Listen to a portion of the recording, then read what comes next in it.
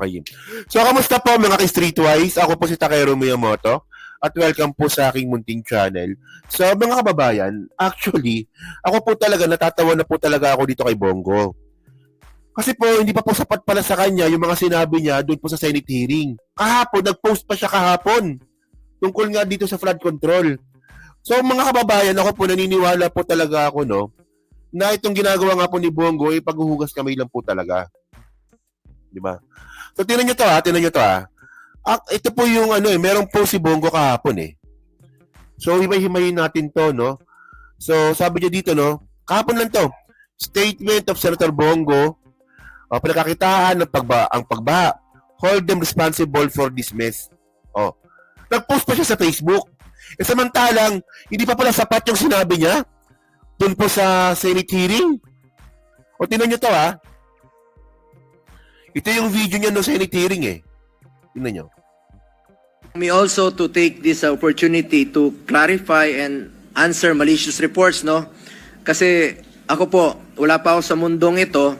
Yung aking pamilya may negosyo na po. And the insinuation that I was personally involved and had benefited in some projects, Mr. President, these are all recycled and malicious accusations. Noong 2018 pa po ito. Nabalik na naman ng 2021 habang papunta po sa eleksyon. Ulitin ko po, for the record, wala po ako sa mundong ito. Meron na po negosyo ang aking pamilya. Pero ni minsan po, ni piso, hindi nakinabang ang aking pamilya sa pagiging taong gobyerno ko. In fact, hindi... Naniniwala ba kayo dito mga kababayan? No? Na, assistant ka ng mayor ng Davao City? Naging SAP ka ni Digong na presidente ng Pilipinas? Hindi nakinabang yung pamilya mo sa mga kontrata ng DPWH? Tanda natin mga kababayan, no? Si Bongo po, yung pamilya ni Bongo, may-ari po ng mga may-ari ng construction firm. At hanggang ngayon mga kababayan, kumukuha pa rin po siya na proyekto sa DPWH. Alam niyo paano natin nasabi na posibleng hindi totoo sinasabi ni Bongo? In the first place mga kababayan, yung kumpanya po ni Bongo po na yan, category B lang po yan. Category B. Pero ang nakakapagtaka dito, paano siya nakakakuha ng proyekto na dapat po na dapat po AAA yung lisensya. 'Di ba? Kasi AAA, quadruple A, category B, 'di ba? Kasi hindi naman kasi pwedeng kung magbigay ng proyekto ang DPWH doon po sa isang kumpanya na hindi naman kayang gawin yung proyekto. Kaya nga merong category eh. So, anong nangyari nga po dito mga kababayan no, sa kumpanya ni Bongo, category B po yung kumpanya ni Bongo, pamilya ni Bongo, tapos mag-hire sila ng category AAA. Baliktad yung nangyari. So, doon pa lang ba, hindi pa ba nakakapagtaka na paano nangyari yun? Hindi mo in-influensyahan? Parang labo naman ata nun. Actually, pangalan ng kumpanya si LTG. Christopher Tesoro Lawrence Go. Alam nyo, no, ang dami din kasing nabudol talaga ni Bongo eh. No? Na sinasabi nga po nila na si Bongo matulungin yan. No? Si Bongo matulungin yan. Kesyo daw po sa Malasakit program na in the first place mga kababayan, yung Malasakit na yan ni Bongo, rebranding lang po yan ng SWA. Meron na po niya, ni-rebrand na po ni Bongo. At pangalawa mga kababayan, magaling yung magaling yung taktika ni Bongo eh. Na nag-focus po siya doon sa mga medical na yan. Na in the first place naman mga kababayan, no, dahil siya rin pala isang kot din pala sa patayan ni Digong. No, actually medyo ako nahirapan pa ako i-process eh. Na paano to? Na kung sakaling bumagsak po yung arrest warrant nga po ni Bongo galing ICC. Kasi si General Torre talaga nagbanggit si General Torre, di ba? Na kapag bumagsak yung arrest warrant ng mga yan, hulihin ko yan eh. Di ba? Sinabi ni General Torre yan eh. Ngayon hindi na pa si General Torre po yung PNP chief. Magagawa ba ni Nartates 'yon? No? Si Nartates tuta ni Amy. Isingit ko pa rin tawag si General Torre, no? So, continue natin. Ako di po ako naniniwala, na sa sistema ng politika sa Pilipinas, hindi mo impluwensyahan yung kapamilya mo para makakuha ng pabor sa gobyerno para sa pondo para sa proyekto ng DPWH. Come on. Oh. Po, nakakalapit ang aking mga kamag-anak kahit na nasa Malacanang kami noon. Hindi po sila nakakalapit. At isang naging kondisyon ko noon, Mayor pa po si former Mayor Duterte, na kung lalapit po ang aking kamag-anak, ay ako po ang magre-resign sa kanya. I am a senator, a legislator, wala po akong kinalaman sa implementasyon ng kahit na anong proyekto, lalong-lalo na po sa pag-identify at na makikinabang po ang aking pamilya. Oh.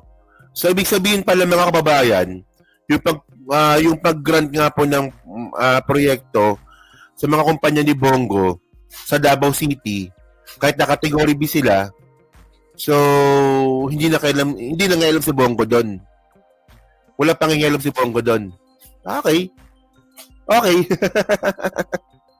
Okay, sige. So, ang point ko dito mga kababayan, no? Ang point natin dito, ito yung sinabi niya po sa Senado. Okay na eh. Di ba? Okay na eh. Oh, nagsalita ka na sa Senado, okay na yon. Oh. So, ano nangyari mga kababayan? Hindi pa sila kontento. Nagsalita na sa Senado, nag-post pa sa Facebook. Alam niyo, nakakapagtaka dito mga ka-straightways, no? Kung sino pa yung mga sangkot dyan pa sa flood control, sila yung may ingay. O, bakit nag-explain ka, Bongo? Kaya nga eh. Tingnan nyo ha, kung sino po yung mga sangkot po na tinuturo no, sa flood control, sila din po yung may ingay. O si Bongo. O di ba? Joel Villanueva, magdidemanda nga daw po si Joel Villanueva eh. O tapos vice chairman pa nga ng Blue Ribbon Committee, di ba? Si Bongo. O si Mark Villar. Mark Villar 3 taon po na naging senador. First time natin nagsalita po sa Senado si Mark Villar kung kailan naungkat po yung flood control. O tingnan nyo to, sabi ni Bongo, hindi pa natapos. Kahapon to eh. Nagkakitaan na pagbaha. Hold them responsible for this mess. O, di ba? As Vice Chairman of the Blue Ribbon Committee, talaga, no? Let us hold accountable all who are responsible for this mess caused by these flood control anomalies. Those projects and subpar infrastructure, Filipinos deserve better. Oo nga. Filipino deserve better. So, mas better pa ang Pilipinas kung walang DDS. Totoo po yun. Oh. Okay. So, from the contractors, implementers, proponents, and even legislators, we must investigate and leave no stone unturned. Ipatawag ang dapat ipatawag, gisahin ang dapat gisahin, managot ang dapat managot. Oh.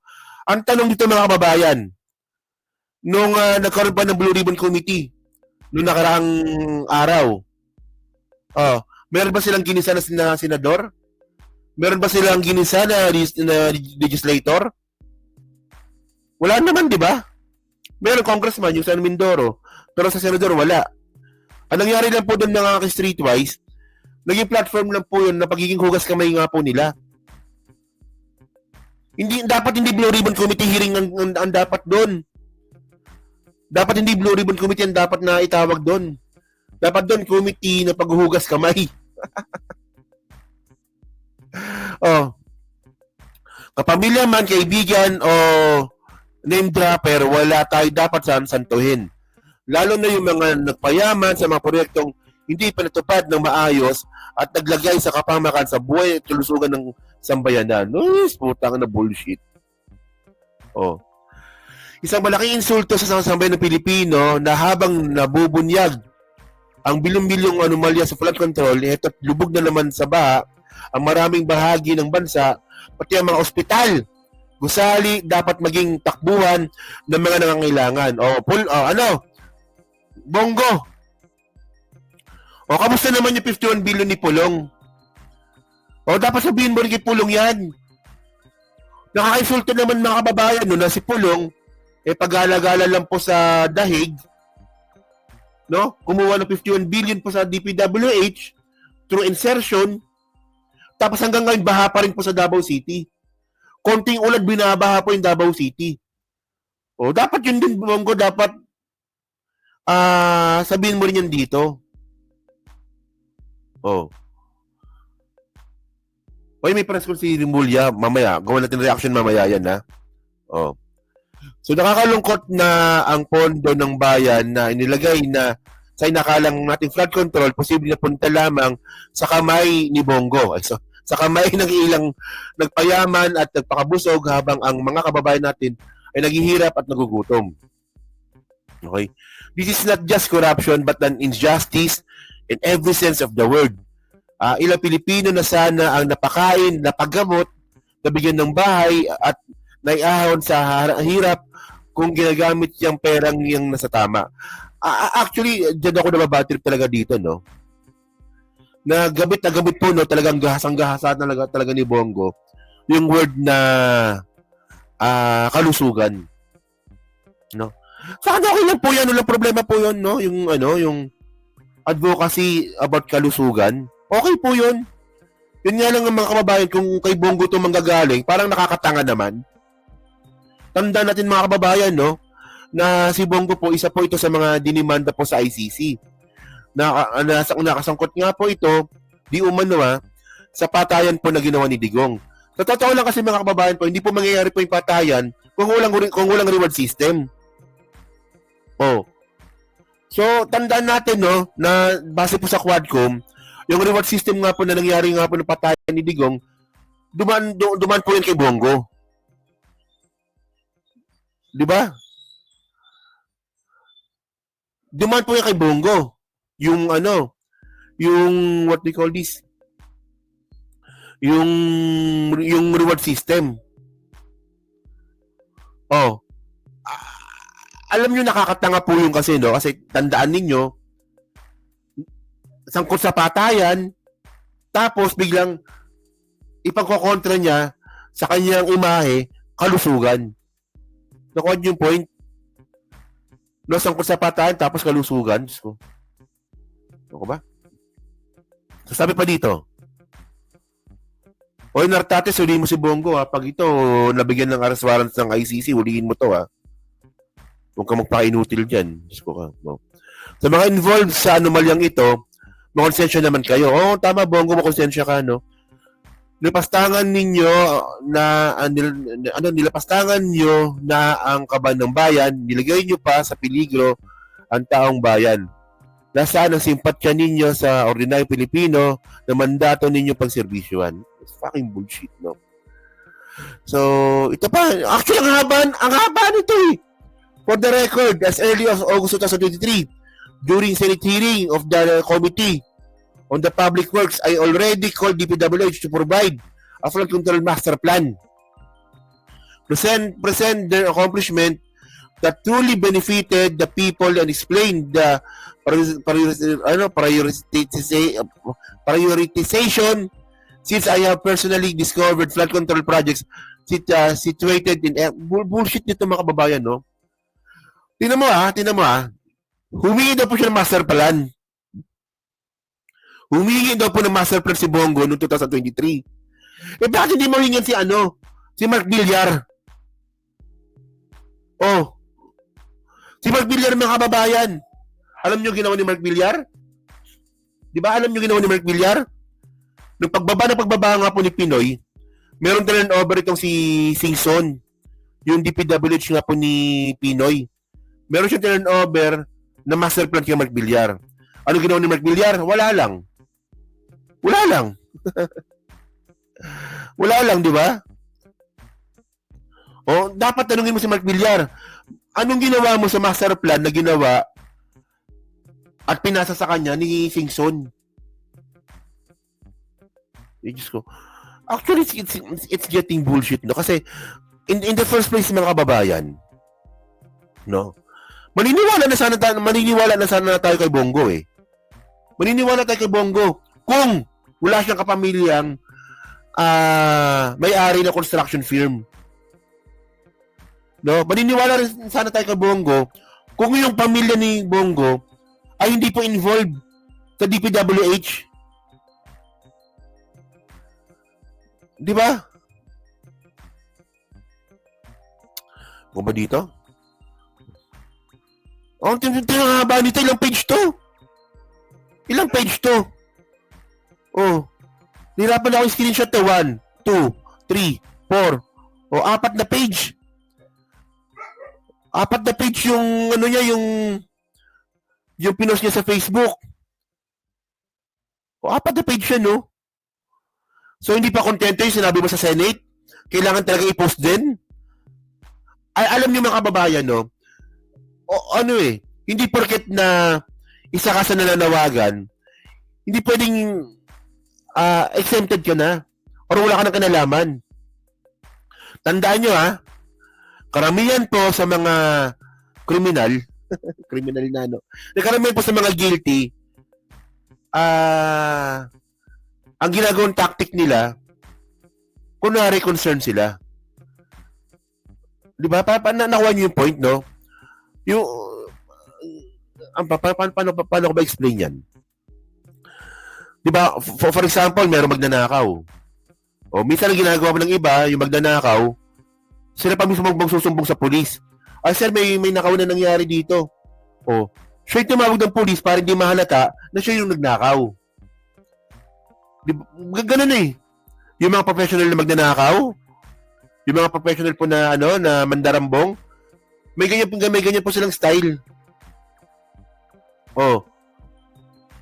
Hindi ko naman sinasabi na gano'ng ginagawa ni Bongo, pero masyado namang obvious naman na puta. Ang haba-haba ng speech mo sa Senado, nagsalita ka ulit. Oh. So yan, no, so mixing topic lang to. So kayo po, ano mga sabi nyo nga po dito, no, sa paghugas kamay nga po ni Bongo. So kayo ba?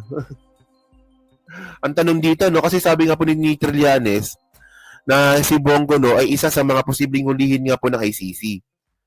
So, paano nahuli si Bongo kung wala na si Torre, no? Paano kaya yun? So, yan, no? So, pa-comment lang po sa baba.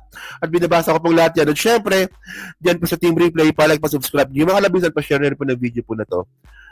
Pero, so, next topic tayo, no? So, next topic tayo.